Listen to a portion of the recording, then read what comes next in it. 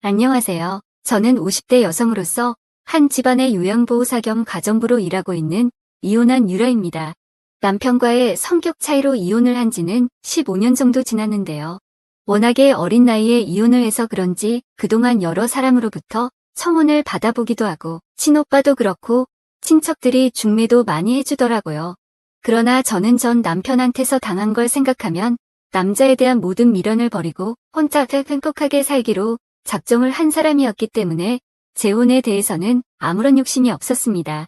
이혼할 당시 다른 사람들 대부분이 엄마가 자식을 이고 가는 곳도 많았으나 저희는 꼭 전 남편이 데리고 가자고 해서 저희 집 안에서도 재혼을 하더라도 자식이 없는 게 낫다고 생각했죠. 그러다 보니 자연스럽게 그냥 홀몸으로 결혼 생활을 끝내게 되고요.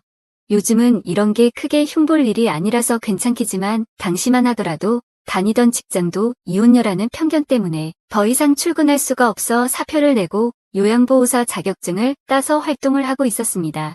스트레스가 어마어마하더라고요. 이렇게 살고 있던 어느 날 제가 혼자서 살고 있다는 것을 알고 요양보호사 선배 한 분이 소개를 해준 집이 있었는데요. 그 집은 고령으로 인해 정부에서 인정한 등급을 받아 요양보호활동을 하는 것이 아니고 남자가 교통사고로 인해 몸이 불편하다고 해서 약간의 도움만 필요한 젊은 남자의 집이었습니다. 그 남자는 원래 사업을 하는 사람이라고 하더라고요. 침대에만 누워 계시기 때문에 일이 바쁘지도 않고 병원에서도 한 번씩 방문을 하는데 병원에서 간호진들이 따라와서 부축을 하고 구급차도 오기 때문에 큰 신경은 쓸 게 없다고 하더라고요. 그냥 간단한 집안일 정도만 하면 되는 집이었죠. 그래서인지 부인도 남편이 경영하던 회사를 경영해야 하니 가정을 돌볼 시간이 부족하여 할 수 없이 가정부가 필요했던 것이었습니다. 애들은 전부 외국에 유학 중이었고요. 저는 처음에 제 나이와 비슷한 남자를 간호하고 가정부까지 한다는 게 내키지 않아 거부감이 들었지만 모수도 제법 많이 주고 거주할 수 있는 아파트까지 빌려준다는 말을 흔쾌히 하기로 결정했습니다. 이혼하고 혼자 사는 것보다 그곳에서 아파트도 사용할 수 있다니까 괜찮은 것 같더라고요. 그분이 사는 아파트는 목탁층으로 완전 운동장 같은 아파트였고 저는 같은 아파트 단지 내에 평소가 좁은 아파트에 거주할 수가 있었답니다. 실제로 보니까 집이 더 좋더라고요. 비록 짧은 시간이고 제가 돈을 주고 매매한 집도 아니지만 혼자 지내기에는 너무나도 충분한 집이었습니다. 더군다나 관리비를 비롯한 모든 세금도 그 집에서 납부를 해주니까 저는 몸만 들어가서 살면 될 정도로 혜택이 괜찮았습니다. 그렇게 처음 그 남자의 집으로 출근을 하게 됐는데 집안의 모든 장식품이나 가전제품들이 아주 최고급이었고 비싸 보이는 그림도 있고 보석 같은 커다란 돌도 있었는데 잘 모르지만 제 직감으로도 아주 비싼 것 같았습니다. 사업으로 제법 크게 성공한 사람이라는 게 느껴지더라고요. 그러나 그렇게 비싼 것들이 가득 들어있는 집임에도 불구하고 가정부 없이 사모님이 집을 관리해서 그런지 청소 상태는 엉망진창이었습니다. 여기저기에 먼지가 뻘게 쌓여있는 것만 봐도 청소를 안 한 것이 역력하더라고요. 저는 사모님과 대화를 하고 환자라는 남자 사장님도 만났는데 침대에 누워있고 앉아있어서 그렇지 정말 겉으로 보기에는 아무런 이상이 없는 건장한 중년처럼 보였습니다. 사모님도 저를 보시더니 성격도 좋고 일도 잘하실 것 같다면서 자기 남편이 불편하지 않게만 해주신다면 보장은 충분히 하겠다고 하더라고요. 사실 저는 몸매도 그렇게 날씬하게 잘 빠지지 않고 조금 통통한 편인데다가 얼굴도 예쁜 편이 아니거든요. 그래도 좋게 봐주셔서 다행이라는 생각이 들었습니다. 출근 시간은 굳이 제약이었고 사모님이 돌아오실 때까지 자유롭게 근무하면 되는 형태였죠. 게다가 제가 지낸 아파트도 평소만 작은 같은 동이었기 때문에 언제든지 출근할 수 있다는 장점도 있었습니다. 제가 지내는 방 역시 특별히 애로사항은 없었고 제가 머물던 집을 정리하면서 생긴 돈으로 재테크도 좀 할 수 있어서 금상첨화였어요. 사장님은 교통사고로 몸이 불편해서 거동은 어렵지만 음식을 먹는다거나 말이나 생각은 정말 정상인보다 더 훌륭해 보이는 분이셨습니다.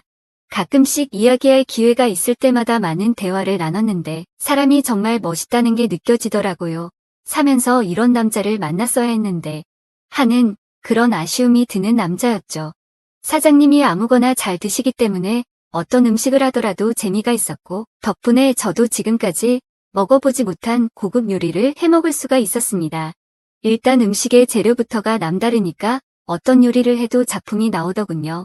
게다가 음식 재료 같은 경우는 직접 시장에 가서 살 필요 없이 수시로 배달해 왔는데 정말 지금까지 살아온 인생과는 너무나도 다른 새로운 삶을 살아가는 것 같았습니다. 집안에서 그렇게 할 일이 없을 때 저희 집에 가서 조금씩 쉬다가 올 때도 있었고 그게 아니라면 사장님과 앉아서 커피를 마시며 말벗이 되어주기도 했어요. 처음에는 낯설고 불편해하셨던 사장님과의 관계도 시간이 지날수록 서로에게 익숙해지고 그렇게 몇 주라는 시간이 흘렀습니다. 사모님은 남편의 사업 때문에 계속 일을 했고 저랑 사장님 둘만 집에 남아있으니까 저도 모르게 사장님이 조금씩 남자로 보이기 시작하더라고요. 살면서 이렇게 괜찮은 남자와 오랜 시간을 보낸 적이 없는 것 같은데 정말 떨리더라고요.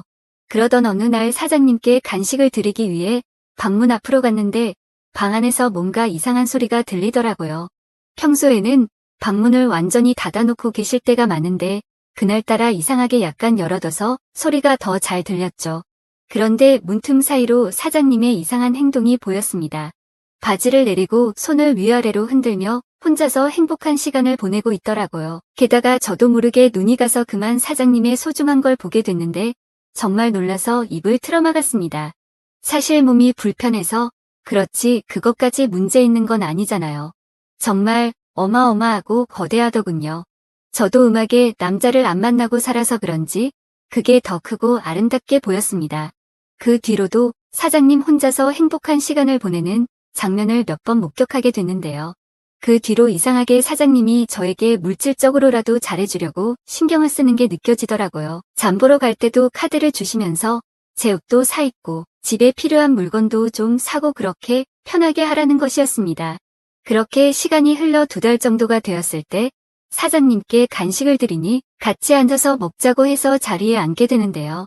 오늘 마누라가 출장을 가서 안 들어올 거라는 이야기를 하고 사장님이 와인을 한 잔 가져다 달라고 하더라고요. 그렇게 사장님과 간식을 먹으면서 간단하게 와인을 한 잔하게 됐는데 하필이면 사장님의 아랫도리가 뭔가 불룩하게 솟아오른 걸 보게 됐죠.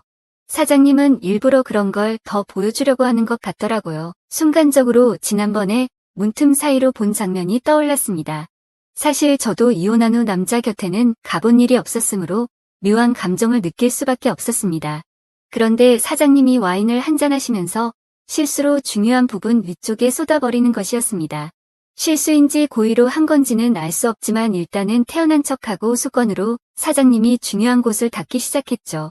그러니까 사장님이 웃으시면서 제 손을 잡고 천천히 자신의 중요한 곳으로 갖다 대는 것이었습니다. 저는 가만히 사장님의 물건을 손으로 느꼈는데 사장님이 갑자기 팔을 확 잡아당기더니 아예 바지 안으로 손을 넣더군요. 저는 솔직히 너무나도 많이 당황했지만 이 나이에 그런 걸 모르는 것도 아니고 그냥 자연스럽게 이 상황을 받아들이기로 했어요. 그러나 사장님이 몸이 불편하시니까 무언가를 제대로 할 수 있을까 걱정되더라고요. 하지만 제 상상과는 아주 달랐습니다. 사장님이 직접 무언가를 할 수는 없었기 때문에 제가 사장님 위해서 아주 적극적으로 움직였는데요. 워낙에 엄청난 물건을 가지고 있다 보니까 사장님은 가만히 누워 있기만 해도 충분하더라고요. 저는 사장님을 홈콤으로 모시기 위해 아주 열심히 땀을 흘리며 움직였고 결국 사장님은 엄청난 것을 품어내셨습니다. 그래서 정성스럽게 닦아줬죠. 처음에는 너무 긴장해서 제가 제대로 즐기지 못한 것 같았지만 그 뒤로도 계속해서 사장님과 사랑을 나누다 보니까 정말 행복했습니다. 조금씩 사장님의 물건에 익숙해진 저의 아랫부분도 오랜만에 맛보는 어마어마한 물건이 들어오니 활화산처럼 화산이 용솟 숨쳤으니까요. 사장님은 틈틈이 저에게 너무 미안하고 고맙다면서 오랫동안 참아와서 힘들었는데 덕분에 이렇게 기절할 만큼 행복한 감정을 느끼게 됐다고 하더군요. 그러면서 이번에는 사장님이 비록 허리는 말을 듣지 않지만 능수능란한 손으로 저를 몇 번이나 홈콤으로 보내줬습니다. 그러다가 제가 안달리나 결국 사장님을 눕혀놓고 제가 올라가 사장님이 그 큰 물건에다가 방화를 찧었죠. 정말 너무 좋았습니다. 이보다 더 좋을 순 없겠다 싶더라고요.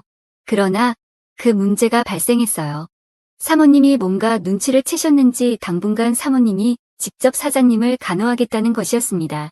며칠간 일하던 사모님의 간호가 일주일 동안 이어져서 너무 불안했는데 결국에는 제가 다시 사장님을 모시게 됐고 지금까지 저희는 조심스럽게 사랑을 나누면서 지내고 있습니다.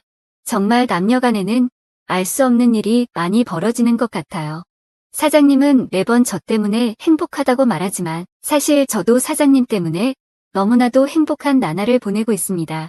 돈도 많이 모았고 이렇게 괜찮은 남자와 행복한 시간을 보내니까 10년은 더 젊어지는 기분입니다. 오늘 준비한 사연은 여기까지입니다. 이야기 재미있게 들으셨다면 좋아요 한 번씩 부탁드리고요. 오늘도 좋은 하루 되세요.